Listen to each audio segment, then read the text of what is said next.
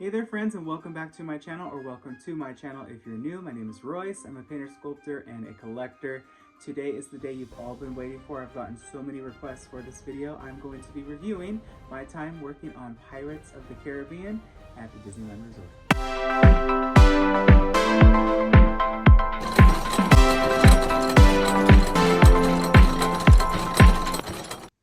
Alright, so to start out, Pirates of the Caribbean obviously was the attraction that I always wanted to work on, both as an attractions host and of course when I got the honor of painting some pirates and some parrots for this attraction. I was just so overwhelmed and filled with so much joy, but I also had a pretty heavy weight on my shoulders due to the responsibility, because I know that this is beloved by so many, and the bar was just extremely high at an Imagineering level. So to start out, you load the dock and you are heading into what is kind of now a time tunnel, right? So you see a skull with crossbones and with swords, and I guess let's start out right here with this particular figure. He did come into the shop, he did get worked on, not that many times to my memory, but this is not a real skull. A lot of people are like, okay, where are the real skeletons in this attraction? Where are the fake ones? I will show you where the real ones are, and there are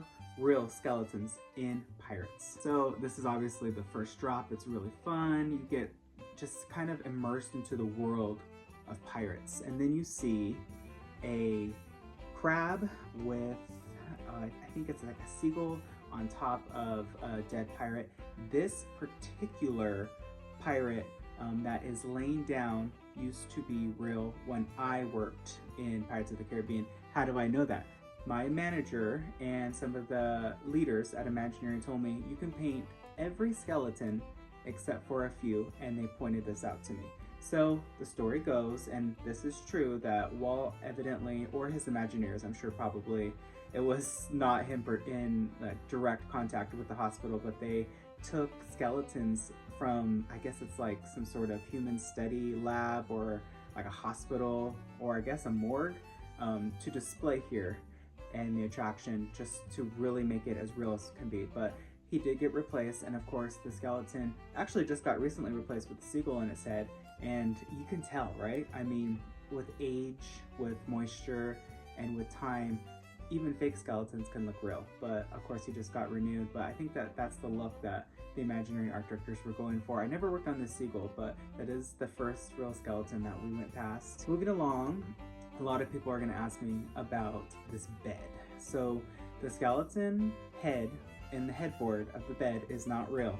I got to paint it, I got to work on this scene in particular. None of these skeletons are real. These are actually new additions that were, I think, added in the 80s or 90s by Kim, you know, the skeletons playing chess. And then of course you see the skeleton parrot. That's really a really fun addition, and that actually was real, and then it got replaced with the fake one. So, you know, Imagineering kind of had a little bit, I think, more free range back in the day, but I guess now with health regulations, they're a little bit more strict. And then you see the beautiful treasure room.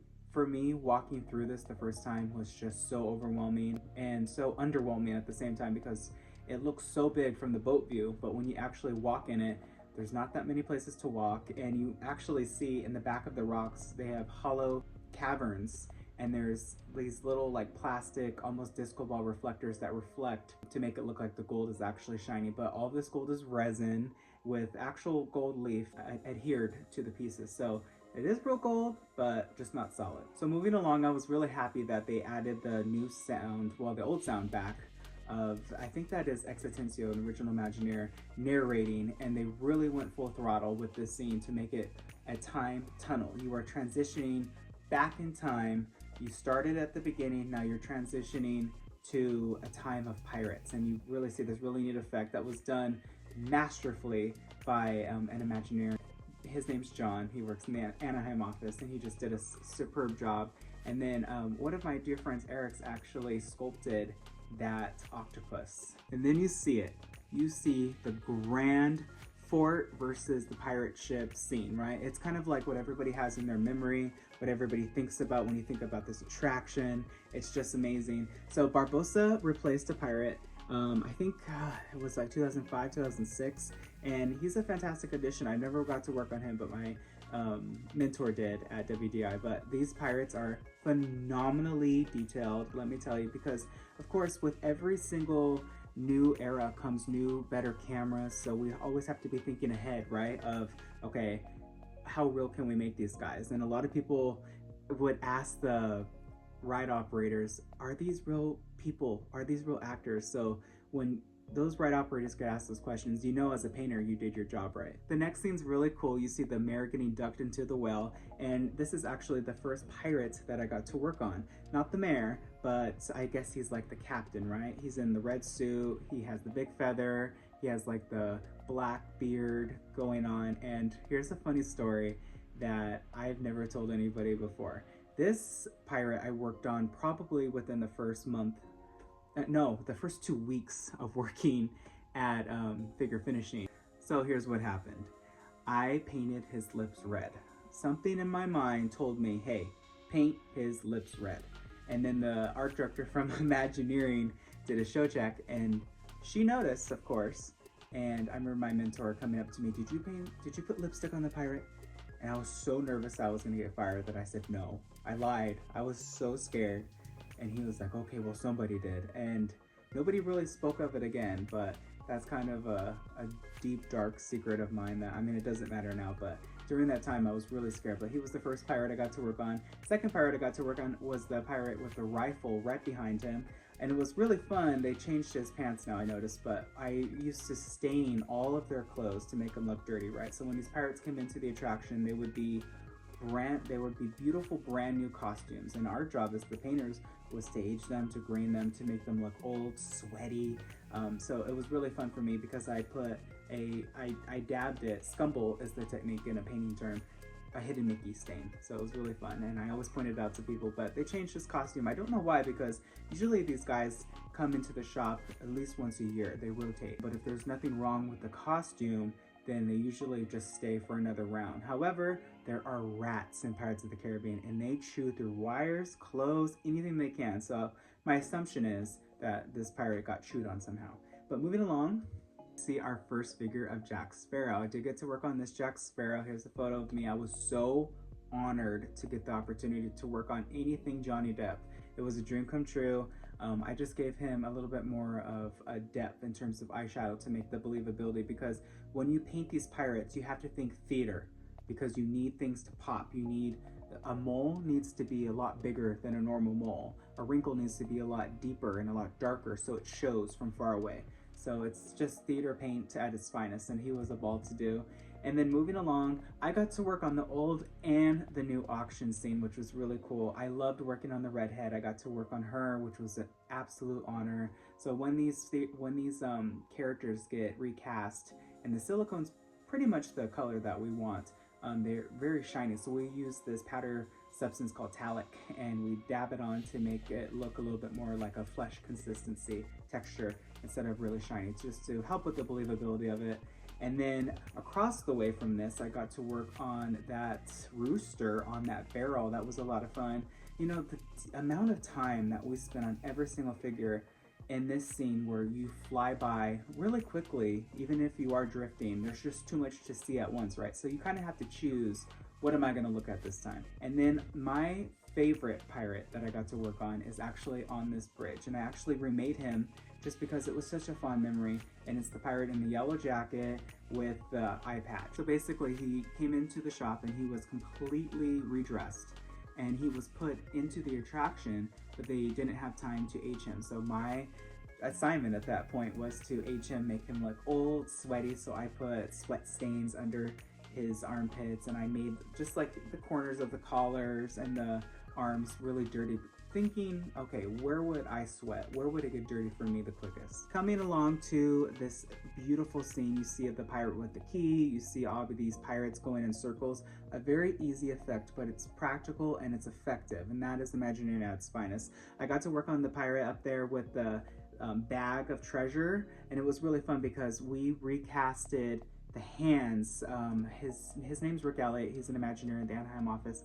He was very fortunate because his hands got cast and then were adhered onto the original arms of that pirate, and we painted it. So his hands are now those hands on that pirate, and I got to work on that pirate as well, which was really fun. And then moving along, I didn't get to work on the pirate with the key, but I have a really fun story. So if you didn't watch my video of kind of behind the scenes of Disney, I'll link it below. I have a story there, but I got to work on this pirate who was being chased by the woman with the rolling pin. And you know, he was an honor to do. The documentation for these figures are so well documented. The Imagineers really thought ahead in terms of, okay, they're gonna have to be duplicated at some point. And I really was nervous. I remember the rolling pin coming into the shop and painting that. And there's just something about working on these original attractions for me that it didn't feel like work. I felt like I was in a dream, and it was just so much fun to do. Moving along, you see these pirates singing. I got to work on the pirate playing, I think it's the accordion. I actually tried on that jacket. It was really fun when it came into the shop. And then you see the fire scene, right? A really fun effect. It's really just a sheet that has a fan on it with a light, and it works, right? That's just so amazing. In this particular scene, I got to work on quite a few things. It was interesting because the pirate that is kind of like teeter-tottering with the boat with all of those hats and all that stuff on his hands, a lot of those things would come into the shop. Little details like that that are documented, that are so well painted. Pay attention to that next time you ride this. Coming up, you see the pirate with the pigs asleep. I never got to work on him. He kind of doesn't move, so he doesn't probably come into the shop that often, but I did get to work on his parrots. You know, any birds Royce is obsessed with, so I was just so honored. Sorry the sun is like coming in, but the parrot was a lot of fun to do. And then there are real hairs attached to that pirate leg, just so you know. And you wanted to know the next real skeleton. Well, here it is. This first arch in this gel scene, there is a real human skeleton in this scene. So there's your second real skeleton sighting. And then you see these pirates. Another honor of mine was working on this scene in particular, aging these costumes, and then I got to work on the dog, which for me is probably the top 3 in terms of like a dream come true, right? And the dog was very interesting because he got fully gutted. I mean, his fur got thrown away, he got sanded down, new fur was added. And here's a fun behind the scenes story about artists versus art directors. The woman that puts on the fur onto the figures before it's transferred over to paint, because a lot of times, especially in a figure like the dog where he has spots and stuff, you can't find fur like that. We dye it there in the shop, so it's a very in-house pattern. So the artist, I'm not going to say her name, but she's a very sweet woman. She actually had the hair a little bit longer on the dog, and I remember the art director from Imagineering coming in, and she was like looking at the documentation. She's like, no, this needs to be shorter, this is too long. And they kind of went at it a little bit, so it was very much like a conflict of, well, this is better, but you're the art director. I personally think that the lady that furred, I liked her call better. It did look a little better, but of course, Imagineering kind of just goes off of the documentation. You can't know that it's switched. Let me just tell you, we spend so much time making sure that you do not know that the figure was switched out at all. You're supposed to just believe that there's one and done. I got to paint the key, I got to paint the dog, its mouth. I put so much detail into that muzzle. And of course, I only worked majority of the attention on this side, which is called the show side of the figure. But of course, I did the whole thing. So that was a lot of fun. Moving along to the next scene. Actually, fun fact, in between these two, during the reimagining of Pirates, when we put in Red, we were actually going to have her in this particular area with these burning logs and beams with the auctioneer. He was supposed to be tied up, and her and Betty, is it Betty or Betsy, the chubby woman, were supposed to be giggling and laughing with guns and firing away, but it never happened. That's a little fun secret that I don't think the concept art ever got released. And then you see this scene, right, which is, I don't know how to say it. It's kind of like the scene that Disney World doesn't have that I'm glad we do. There's a lot of fun iconic pirates here. The pirate shooting on the cannon, the pirate that is in that has the classic pirate hat used to scare me to death. And I remember I got assigned him one day, and I was so scared to be alone that I asked one of my coworkers to come with me to paint him. But he was pretty terrifying. All these pirates, of course, were just so fun to work on. You know, we would get called in all the time to age them, to make them, to touch them up, to change a hat, to make sure their clothes are fitting a little better. We would work a lot with the Disneyland team in terms of costuming. The wig department would come in a lot and switch them out. Just so many wonderful memories in this particular scene. And then of course you see Jack Sparrow. And what's really fun is you have to walk behind these barrels, and there's like this secret door that takes you into that room where he is. And that room, boy, oh boy, if you ever get stopped there, just pay attention to the details. There are so many amazing, amazing details. Even those little cupboards open and there's notes and stuff. Imagineering really went all out on this particular scene. I love the colors. I love this chair. By the way, this chair is a cast replica of the ones that were in the original Haunted Mansion 2003 Eddie Murphy film. Yeah, that's pretty much the pirate story, you know? I was so honored every single time I got to work on this. Got to work on the parrot.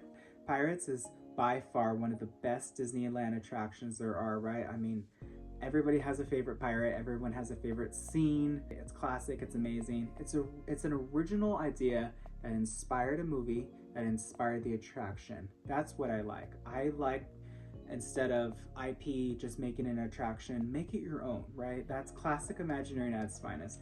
But anyways, folks, I hope that you enjoyed this video. If you did, please hit that like button. Please hit subscribe. That way you're notified whenever I upload a new video. I wish you all a wonderful day. Be nice to one another. And always remember, dreamers, not only to follow your dreams, but to chase them. Later.